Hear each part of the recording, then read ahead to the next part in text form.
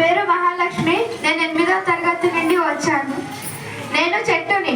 నేను ప్రకృతి ప్రసాదించిన ఒక అమూల్యమైన వరాన్ని. నేను గాలిని, నీడని, ఫలాలని ఇస్తాను. కరోనా వచ్చినప్పుడు మీకు గాలి యొక్క ఉపయోగం తెలిసింది. ఆ గాలిని నేనే ఇస్తాను. అంతేకాకుండా గాలిలోని కార్బన్ డైఆక్సైడ్ని అందుకొని ఆక్సిజన్ను ఇస్తాను. అంతేకాకుండా నేను వర్షాన్ని ఇస్తాను. వరదలు రాకుండా నివారిస్తాను.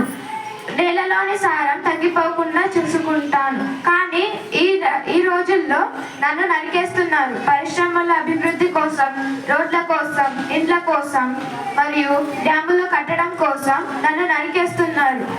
వృక్షో రక్షతి రక్షితః అన్నారు పెద్దలు. కాబట్టి నన్ను రక్షించండి. నేను మీ తరాల వారిని మిమ్మల్ని రక్షిస్తాను. ధన్యవాదాలు.